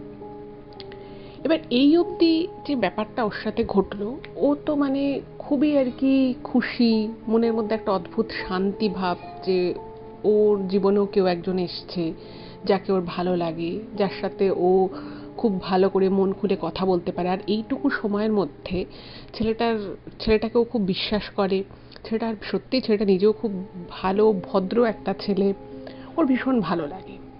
যাই হোক, তো সেই দিনটা তো কেটে গেল। পরের দিন ওর বাবা মাও চলে এলো, সব কিছু ঠিকঠাক চলছে। এবার ও ছেলেটাকে ফোন করে। এবার যথারীতি ছেলেটা ফোনটা তোলে না, এবং ছেলেটা ওকে মেসেজ করে যে আমি চেম্বারে আছি, আমার ফিরতে দেরি হবে, আমি তোমাকে পরে কল করে নেব। তো ভেবেছে যে সত্যি তো এখন পেশেন্ট দেখছে, এখন কি করে আমার কল ও রিসিভ করবে, কারণ ছেলেটার সাথে যখন ওর কথাবার্তা হয়েছে তখন ছেলেটা এটা ওকে বলেছিল যে ওর বাড়ির লোকও ওকে ফোন করে সবসময় পায় না। বুঝতেই পারছেন ডাক্তারদের প্রফেশনটাই এরকম। এবার ইন দ্য মিন টাইম যেটা হয়েছে, এই ঘটনা 3-4 দিন পরে ওই যে সাহা বাড়ি যেটা ছিল, তো ও যখন অফিস থেকে ফিরছে, তো ওই বাড়ির যে ভদ্রমহিলা, ওকে কাকিমা করে ডাকতো, তো সেই ভদ্রমহিলা ওখান দিয়ে পাস করছে। তো ও ওনাকে দেখে হেসেছে। এমনিতে পাড়ার লোক, কথাবার্তা টুকটাক হতো, মানে বাইরে বেরোলে দেখা হলে হাসি বা হাই হ্যালো এটুকু তো ছিলই। এবার শতাব্দীর মনে তো একটা অন্যরকম ভাবনা চিন্তা যে ও ছেলেটার সাথে, মানে ওর সাথে ছেলেটার একটা সম্পর্ক হচ্ছে এবং ভবিষ্যতে ওরা একে অপরকে বিয়ে করবে, এরকম একটা কিছু চিন্তা ভাবনা। এবং শতাব্দী নিজের দিক থেকে কিন্তু মনে মনে অনেকটা এগিয়ে গেছিল। যাই হোক, তো টুকটাক কথাবার্তা বলে। তো ও ও আশা করেছিল যে হয়তো ওই ভদ্রমহিলা, ওই কাকিমার কি ওকে কিছু বলবে বা কিছু জিজ্ঞেস করবে, তো তারপরে ওকে কিছু জিজ্ঞেসও করেনি, কিছু বলেওনি। তো ও তখন ভাবলো যে আচ্ছা সত্যিই তো উনি কি করে বুঝবে যে ওনার বাড়িতে যে আত্মীয় এসেছিল সে আমার সাথে কথা বলেছে, আমার সাথে এত এত পরিচয় হয়েছে, আলাপ হয়েছে। তো ও ব্যাপারটাকে খুবই স্বাভাবিক হিসেবেই নেয়। এবার মানে সমস্যাটা শুরু হলো ঠিক তার পরের দিন থেকে। মানে এমন অদ্ভুত সমস্যা, আপনারা শুনলে বুঝতে পারবেন।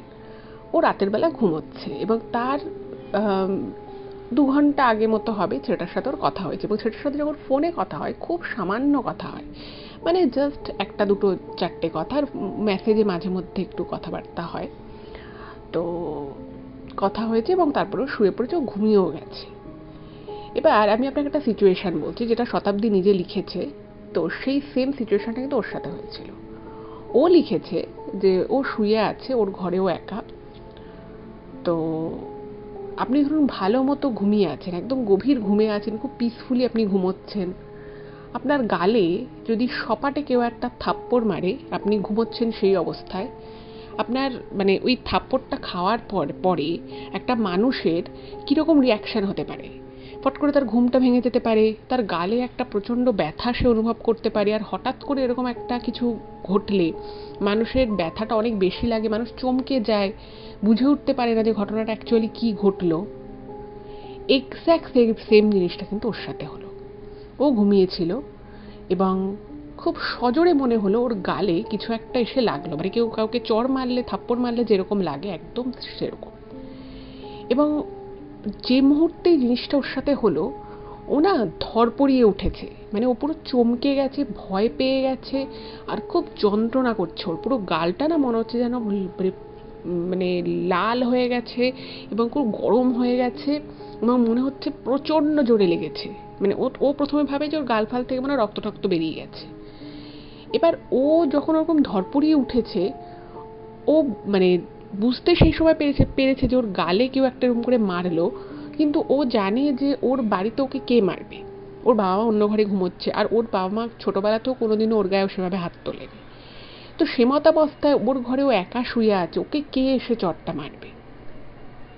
তো একটা মুহূর্তের জন্য ওর মনে হয় যে ওর গায়ের উপরে কিছু পড়েনি তো, কোনো ভারী জিনিস বা কিছু। এবার ও না মানে কেঁদে ফেলেছে রীতিমতো।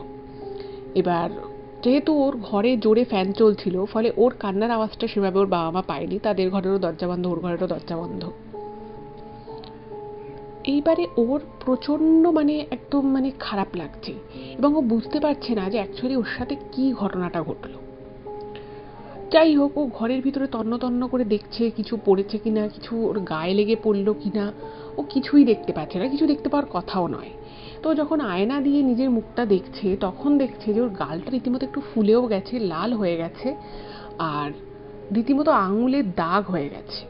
ঠিক আছে? এবার ওর না প্রচণ্ড মানে ঘাবড়ে যায়, ও ব্যাপারটা কী হলো কিছু বুঝতে পারছে না। তো সঙ্গে সঙ্গে ও ওর বাবা মায়ের ঘরের কাছে গেছে। এবার বাবা মায়ের ঘরের কাছে গিয়ে ও বুঝতে পারছে যে ওর বাবা মায়ের ঘর থেকে কোনো আওয়াজ আসছে না কিছুটা, তার মানে ওনারা নিশ্চিন্তে ভালোভাবেই ঘুমোচ্ছে। তো ওর না আর ইচ্ছে করলো না যে ওর বাবা মাকে জাগাতে। তো বিষয়টাও এতটা সারপ্রাইজড হয়ে গেছে, ও সঙ্গে সঙ্গে ছেলেটাকে ফোন করেছে। মানে জাস্ট একটা এরকম একটা ঘটনা ঘটেছে, কাউকে তো বলতে হবে। তো যথারীতি ছেলেটা ফোনটা তোলেনি। এবার ও ভাবলো যে সারাদিন ছেলেটাও তো বিজি থাকে, তো খুব স্বাভাবিক ব্যাপার এটা যে ছেলেটা ওর ফোন তুলতে পারবে না। এবার এটা গেল। পরের দিন আবার দেখছে সেম, মানে পরের দিনও ও ঘুমিয়েছে রাতের বেলা, আর ঠিক 1.5-2 ঘন্টা পরে, ওর ঘুমানো 1.5-2 ঘন্টা পরে সেম গালে আবার কেউ মনে হলো তড়াস করে একটা ওকে চড় মেরেছে, এবং আবার ওরকম ধরপড়িয়ে উঠেছে, এবং এবার ওর এত জোরে লেগেছে না, মানে ধরপড়িয়ে ওঠার পরেও ওর মনে হচ্ছে যে যে গালে ওকে চড়টা মেরেছে সেই গালের ঘাড়ের দিকটাও যেন ব্যথা হয়ে গেছে পুরো, এত জোরে আর কি ওকে মেরেছে। এবং দেখুন, আমরা অনেক সময় খুব মজার ছলে অনেক সময় আমরা বলে থাকি ভূতের মার পড়বে, ভূতের চর পড়বে, এগুলো তো আমরা অনেক সময় বলে থাকি। কিন্তু এগুলো যখন কোনো মানুষের জীবনে সত্যিকারের ঘটে না, তখন সেটা না মানে এত সহজে কিন্তু বলা যায় না, সেগুলো কিন্তু নেওয়া বা সহ্য করাটা ততটাই কষ্টকর। তো শতাব্দী যেটা লিখেছে যে পরপর 2 দিন এরকম একটা ঘটনায় ও না রীতিমতো স্টান্ট হয়ে যায়, এবং ওর খুব ভয় লাগতে থাকে, কারণ ও বুঝতে পারছে না ওর সাথে কী ঘটনাটা ঘটলো। এবং যেদিন এই ঘটনাটা প্রথম ঘটে, প্রথম যেদিন ওর এরকম মানে মনে হলো ঘুমের ঘোরে কেউ ওকে মানে সপাটে চড় মেরে চলে গেল, সেদিন থেকে ছেলেটাকে কিন্তু ওর কোনোভাবে যোগাযোগ করতে পারছে না। ও ছেলেটাকে ফোন করছে, মেসেজ করছে, মানে মেসেজ ডেলিভার হচ্ছে না, ফোন করছে, ফোন রিসিভ করছে না। এবার ও ভাবছে যে ব্যাপারটা কী হলো। মানে প্রথম দিকে না ও বিষয়টাকে তো অতটা দেখেনি, কারণ ও বলেছিল যে ও যে হাসপাতালের সাথে যুক্ত, সেখানে অনেক সময় ওকে অনকলে যেতে হয়, তো বিজি থাকে। এবার সেখানে 2-3 দিন কথা না হওয়াটা খুব বিশাল বড় ব্যাপারও নয়। আর সত্যি বলতে যেটা ও লিখেছে যে শতাব্দী নিজে মনে মনে অনেকটা দূর এগিয়ে গেছিল, কিন্তু ছেলেটার দিক থেকে কিন্তু একটা সম্মতি ছিল, ছেলেটা যে ওকে পছন্দ করতো সেটা ওর কথাবার্তায় বোঝা যেত, কিন্তু তার থেকে বেশি কিছু কখনোই কিন্তু ছেলেটা শতাব্দীকে বলেনি। তো সেই জন্য শতাব্দী নিজেও মাঝে মধ্যে ভাবতো যে আমি তো বেশি ভাবি, আমি তো পুরো মানে প্রেমিকা যেরকমভাবে প্রেমিকের জন্য প্রেমিকের কলের ওয়েট করা, আমি সেভাবে ওয়েট করছি, এটা তো ঠিক না, মানে আমাদের মধ্যে সেরকম কোনো কথাবার্তাও হয়নি, ছেলেটাও এরকম কিছু আমাকে কখনো বলেনি, তো আমিই বা কেন এটা ভাবছি। কিন্তু এবার যেটা হলো, প্রায় প্রত্যেক দিন রাতের বেলায় ওর মানে ওর মনে হতো ওকে কেউ নয় চড় মারে, নয় ওর কেউ পা ধরে টানে, নয় ওর পিঠের উপরে কেউ মারে, এইরকম। এবং প্রত্যেক রাতের বেলায় কিছু না কিছু ওর সাথে যে এরকম মানে অস্বাভাবিক ঘটনা ঘটছে, এটা না ওকে আস্তে আস্তে ওর মানসিক দিকটাকে না খুব খারাপ করে দিচ্ছিল। কারণ ও বুঝতে পারছে না যে কী থেকে ঘটনাটা ঘটছে। আর অন্যদিকে ও ছেলেটার প্রতি প্রচণ্ড একটা ওই মানে 10 দিন 8-10 দিনের মধ্যে না ও ছেলেটার প্রতি প্রচণ্ড দুর্বল হয়ে পড়েছিল। বারবার ছেলেটার কথা ভাবতো, চিন্তা করতো, কিন্তু তারপর আবার ভাবতো যে ছেলেটা হয়তো আমাকে শুধু বন্ধু হিসেবেই দেখেছে, আমি হয়তো বন্ধুর থেকে আরও অনেক বেশি কিছু ভাবছি, এটা হয়তো ঠিক না। তো ও ভাবছে যে যাই হয়ে যাক না কেন সেটা কেন আমার সাথে যোগাযোগ করাটা পুরো বন্ধ করে দিল, এটা তো ঠিক না। তো তখন ও ভাবলো যে ঠিক আছে, আমি কদিন আর একটু ওয়েট করি, তারপরে ও তো যেখানে কাজ করে আমি সেখানে খোঁজ নেব, বা ওদের পাড়াতে যে সাহা বাড়ি আছে সেই কাকিমাকে একবার জিজ্ঞেস করবে। তো তারপরে ভাবছে যে আমি যদি কাকিমাকে জিজ্ঞেস করি সরাসরি তো কাকিমার একটু অবাক লাগতে পারে। তো ও ওয়েট করে গেল আরও কদিন। তো ছেলেটার তো কোনো রকম কোনো ফোন মেসেজ কিছুই এলো না। আর এদিকে যত দিন এগোতে থাকলো ওর না নিজের মধ্যে একটা খুব অদ্ভুত প্যালপিটেশন হতো। মানে যখনই ও বাড়িতে আসতো, মানে অফিস থেকে যখন ও বাড়িতে ঢুকতো, তখনই ওর সারা শরীর মনে একটা কীরকম অবসন্ন ভাব চলে আসতো। ওর কোনো কিছু করতে ভালো লাগতো না, খেতে ইচ্ছে করতো না, সাজতে ইচ্ছে করতো না, ঘুম আসতো না। কারণ প্রত্যেক দিন রাতের বেলায় নয় মনে হতো হঠাৎ করে, ধরুন আপনি ঘুমিয়ে আছেন, কেউ যদি আপনার চুলের মুঠিটা ধরে হঠাৎ করে কেউ নাড়িয়ে দিয়ে চলে যায়, আপনি যেমন আপনার ব্যথা লাগবে, যেমন আপনার কষ্ট হবে, তেমনি আপনি ভয়ও তো পাবেন। এবং তার কোনো কারণ আপনি দেখতে পাচ্ছেন, মানে কে কাজটা করছে সেটা আপনি বুঝতেই পারছেন না। তাহলে মানে বোঝাই যাচ্ছে যে এখানে সমস্যাটা কোথায় গিয়ে দাঁড়াচ্ছে। তো এই সবের জন্য ওর রাতের ঘুম উড়ে গেল, ও ঘুমোতে পারতো না। কারণ প্রত্যেক সময় ও ভাবতো যে আমি আজকে ঘুমোবো না, আমি দেখবো ঘটনাটা কী ঘটছে, কে এই কাজটা করছে। ও 2-3 রাত না ঘুমোলো, কিন্তু তাতেও ও কোনো কিছু কিন্তু সরাসরি দেখতে পেলো না। শুধু ওর মনে হতো রাতের বেলা, মানে যখন ও জেগে থাকতো বিশেষত, ওর মনে হতো যে ওই ঘরের মধ্যে মানে ওর বেডরুমে ও ছাড়াও আর কেউ আছে। এবং এরকম হতে হতে একটা সময় এলো যখন ওর চোখের তলায় পুরো কালি পড়ে গেল। প্রচণ্ড সারাদিন ওর মাথা ভার হয়ে থাকতো, যেহেতু রাতে ঘুম হয় না, ঘুম হলেও সেটা ঠিকঠাক মতো হয় না, কিছুক্ষণ পরে ঘুম ভেঙে যায়, ওর প্রচণ্ড হাতে পায়ে যন্ত্রণা। কিন্তু অদ্ভুত বিষয় হচ্ছে যখন ও বাড়ি থেকে অফিসের জন্য বেরোতো সেইটুকু সময় কিন্তু মানে অফিসে যেটুকু টাইমও থাকতো মোটামুটি ঠিকঠাকই থাকতো।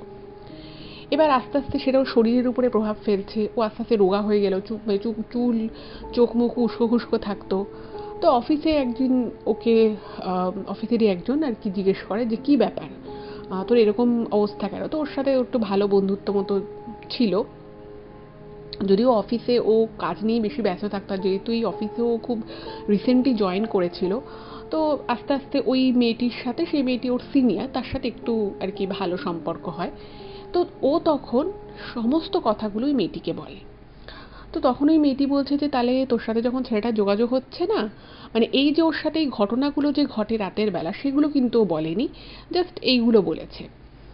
এবার এদিকে ওর মাও বাড়িতে বলতো যে কী ব্যাপার, তুই ঘরে খেতে চাস না, মানে কীরকম একটা হয়ে থাকিস, চোখের নিচে কালি পড়ে যাচ্ছে, এবার তো আস্তে আস্তে আমরা বিয়ের জন্য সম্বন্ধ দেখবো, তো তুই যদি এরকম করে থাকিস তাহলে কী করে হবে, কোনো ছেলে পার্টি কি তোকে পছন্দ করবে, এরকম নানান কথাবার্তা বলতো।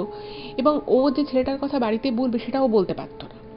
এবার ও অফিসের ওই ওর সিনিয়র কালিগকে যখন এই কথাটা বলে, তো ওই মেয়েটা বলছে তাই তুই একটা কাজ কর না, তোদের পাড়ায় যে বাড়িতেও এসেছিলো তুই এভাবে তাকে জিজ্ঞেস কর যে আপনাদের একজন আত্মীয় আপনাদের বাড়ির খোঁজ করতে করতে আমাদের বাড়িতে এসেছিলো, তো সে আপনার সাথে ঠিকঠাক মতো দেখা সাক্ষাৎ করে গেছে তো, এরকমভাবে জিজ্ঞেস কর। তাতে শুধু সরাসরি ছেলেটার কথাও জিজ্ঞেস করা হলো না, আবার তারপরে উনি যদি একটা দুটো কথা বলে তুই সেখান থেকে কথা এগোতে পারবি, অ্যাটলিস্ট জানতে তো পারবি যে ছেলেটার কী হয়েছে না হয়েছে, তোর সাথে এতদিন হয়ে গেছে যখন বলছিস কথা হয় না।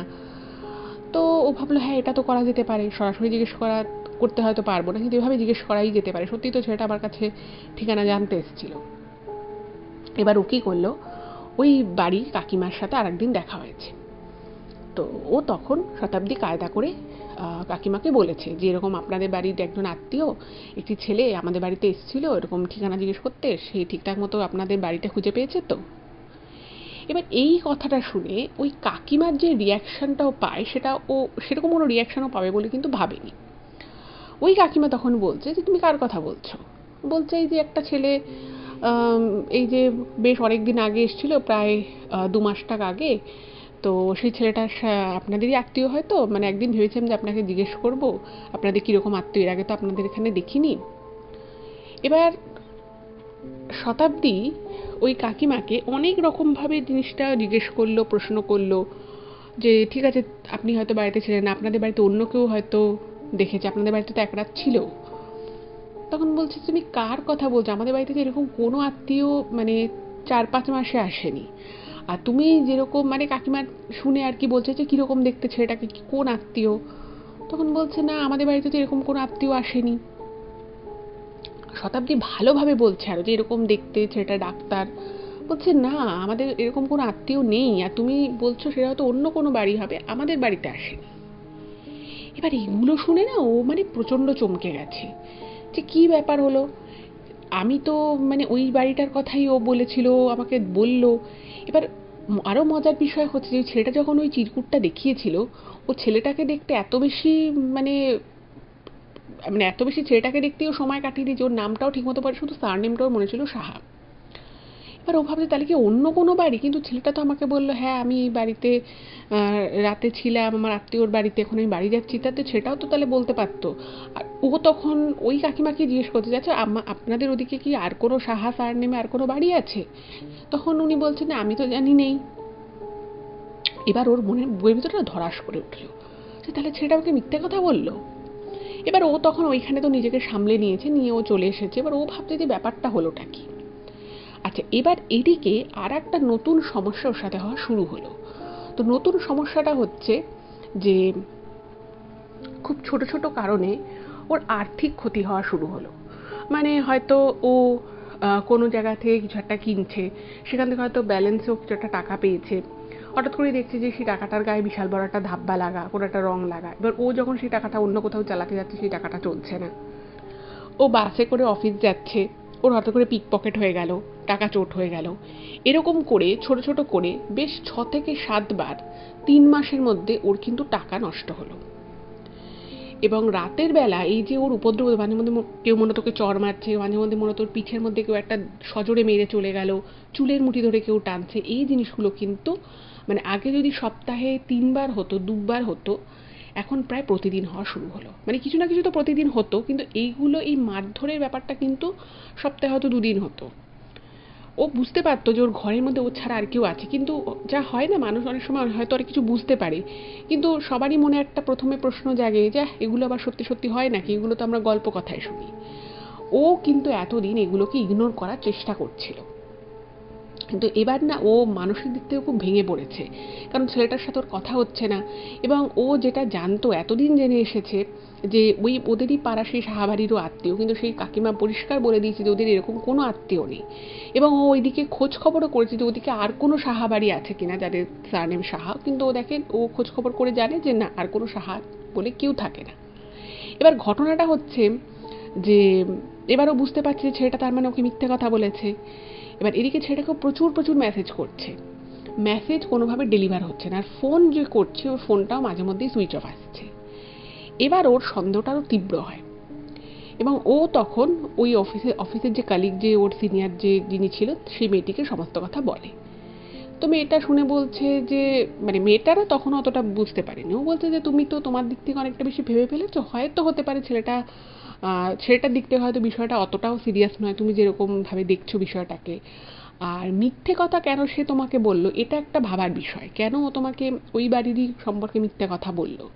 এবার যেহেতু ও নামটা দেখেনি, ফলে ও পুরোপুরি ছেলেটাকে অবিশ্বাস করতে পারছে না। ও ভাবছে যে হয়তো ছেলেটা অন্য নাম দেখিয়েছে, আমিই তো ঠিকমতো দেখিনি, দোষটা তাহলে আমারও আছে। এবার এরকম করে যেটা হলো, এভাবে বেশ কিছু মাস কেটে গেল, এবং ও মানসিক দিক থেকে আস্তে আস্তে আস্তে আস্তে প্রচণ্ড রকমভাবে একটা খারাপ দিকে যেতে শুরু করলো। মানুষের যদি রাতের পর রাত ঘুম না হয়, মানুষের সাথে যদি প্রত্যেক দিন মানে এই ধরনের ভৌতিক ঘটনা ঘটতে থাকে, কে ওকে মারছে রাতের বেলা, কে ওর চুল ধরে টানছে, কে ওর পা ধরে টানছে, ও কিছুই বুঝতে পারছে না। সকালবেলা উঠে কখনো কখনো দেখে ওর ভালো পরিষ্কার কাঁচা জামা আলমারিতে তোলা, সেই জামাটা নয় কাটা, নয় পোড়া দাগ, কিন্তু কি করে যে সেই জামা পুড়ছে, কি করে বা সেই জামায় কাটার দাগ হয়ে যাচ্ছে, কিছুই ও বুঝতে পারছে না। তো তখন ও ওর মাকে পুরো বিষয়টা বলতে বাধ্য হয়, এতটা বলে না, মোটামুটি উপর ওপর বলে। ওর মা তো এগুলো শুনে খুব চিন্তায় পড়ে যায়।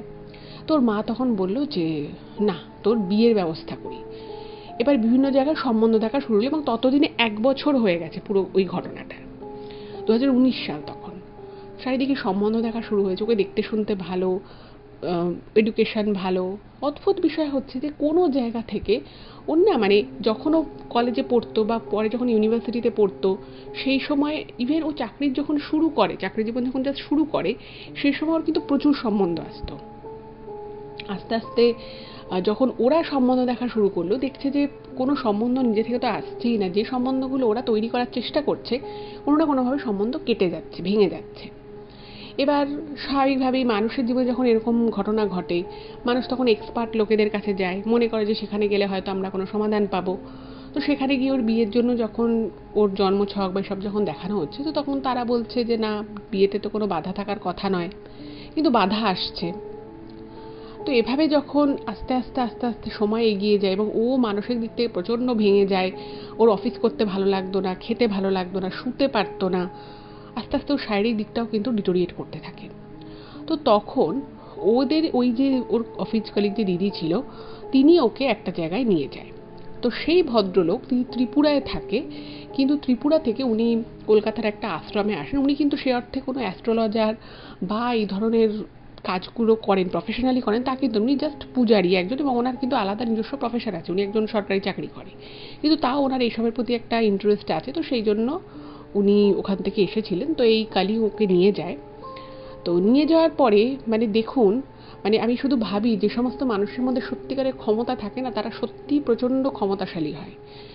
ওকে দেখে ওই ভদ্রলোক নাকি বলেছিল যে তোমাকে তো খুব মারাত্মক রকমভাবে বশীকরণ করা হয়েছে এবং তোমাকে বানও মারা হয়েছে, এবং তোমার যে শুধুমাত্র বিয়ে আটকে আটকে আছে তা সেটা নয়, তোমার এখন বিয়ে হবে না, যদি বিয়ে হয়ও সেই বিয়ে কিন্তু সুখকর হবে না। আর তোমার শারীরিক দিক থেকে আস্তে আস্তে তুমি খারাপ হয়ে যাচ্ছ, তোমার মানসিক দিক খারাপ হয়ে যাচ্ছে। তো তখন না ও বলছে যে কেন এটা হচ্ছে, মানে আমি তো কিছু করিনি। তো তখন উনি বলছে যে তুমি কি কারোর হাতে কোনো কিছু খেয়েছো, মানে এমন কেউ যাকে তুমি বিশেষভাবে চেনো না জানো না, এরকম কি কোনো অচেনা মানুষ কি তোমাকে কিছু খাইয়েছে বা কিছু কি হয়েছে? এবার ও ছেলেটার সাথে ওই রেস্তোরাঁয় গেছিল, সেখানে ছেলেটা ওকে কি করেছিল মানে জাস্ট ওর কফিটা ওর মানে ওকে খাইয়ে দেয়নি, জাস্ট কফিটা ওর কাপটা জাস্ট ওর সামনে এনে দিয়েছিল। বলছে কেউ তোমার খাবারের মধ্যে কিছু একটা মিশিয়ে তোমায় খাইয়েছে। তো ও তো খুব অবাক যে কি ব্যাপার হলো। এবার আচ্ছা এখানে একটা জিনিস বলে রাখি, ছেলেটা যখন ওর সাথে সমস্ত যোগাযোগ বন্ধ করে দিল ও তখন ফোন নাম্বারটা দিয়ে যখন সার্চ করে ফোন নাম্বারের নাম ও সেভাবে কিছু পায় না, কিন্তু লোকেশন যেটাও বুঝতে পারে ওই সিমটা তোলা হয়েছিল কাশ্মীরের আশেপাশে কোনো জায়গা থেকে, মানে কাশ্মীর থেকে। এই ইনফরমেশনটা ওর কাছে কিন্তু ছিল। এবার ওই যে ভদ্রলোক সে তখন ওকে বলেছে যে তোমাকে যে এটা করেছে সে কোনো দেখবেন প্রত্যেকটা জায়গারই কিছু না কিছু বিশেষ ব্যাপার থাকে, সেগুলো হয়তো সেখানকার লোকেরাই সব থেকে ভালো জানে, বাইরের লোকেরা হয়তো অতটা জানতে পারে না।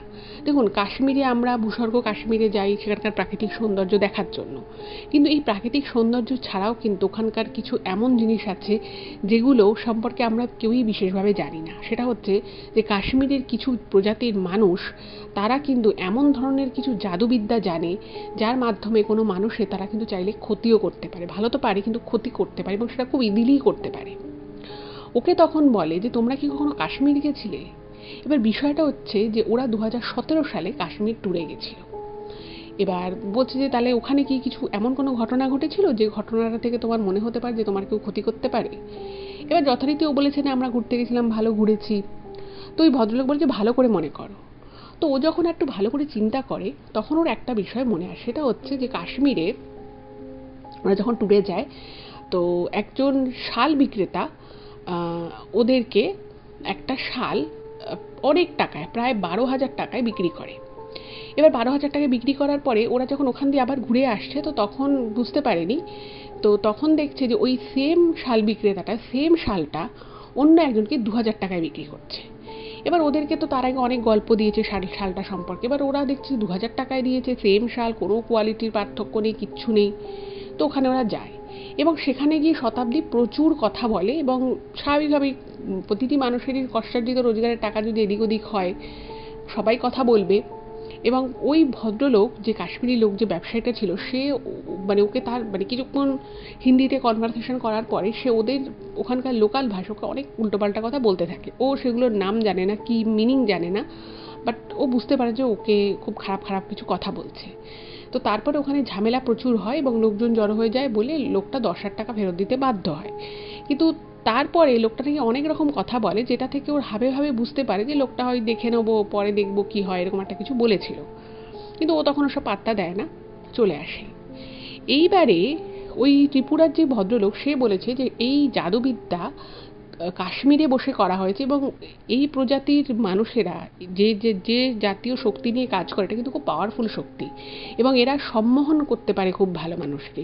সেটা তার রূপ দিয়ে হোক, তার ব্যক্তিত্ব দিয়ে হোক, সম্মোহন করে মানুষের ক্ষতি করে। এবং সত্যি বলতে যেটা ঘটনাটা এখানে ঘটেছে, সেখানেও কিন্তু শতাব্দী সেটার প্রতি খুব অ্যাট্রাক্ট হয়ে গেছিলো। মানে ছেলেটাকে এত সুন্দর দেখতে, এত সব কিছু ভালো, যে কোনোদিন এরকম অচেনা অচেনা ছেলের সাথে সেভাবে কথা পর্যন্ত বলেন, তাকেও বাড়িতে ডেকেছে, চা খাইয়েছে। এটা একেবারেই ওর নিজেরই স্বভাবের সাথে যায় না। যাই হোক, তো এরপরে আরও অনেক কিছু করতে হয়। উনি বলে দেন যে এইগুলো করতে হবে, এই পুজো করতে হবে। তো সেই সব করে আলটিমেটলি কিন্তু ওর জীবনের সমস্যাগুলোর সমাধান হয় এবং তারপর ওর বিয়েও হয়ে যায়, সব কিছু ঠিকঠাক হয়ে যায়। কিন্তু এই কাশ্মীরে গিয়ে এই যে সমস্যাটা হয়েছিল, এটার জন্য কিন্তু ওকে অনেক কাঠখড় পোড়াতে হয়েছিল। তো এটাই ছিল ঘটনা। কেমন লাগলো জানাবেন, আর যদি ভালো লাগে প্লিজ চ্যানেলটাকে সাবস্ক্রাইব করবেন আর ভিডিওগুলো একটু শেয়ার করে দেবেন। ভালো থাকবেন, দেখা হবে আবার পরবর্তী এপিসোডে। নমস্কার।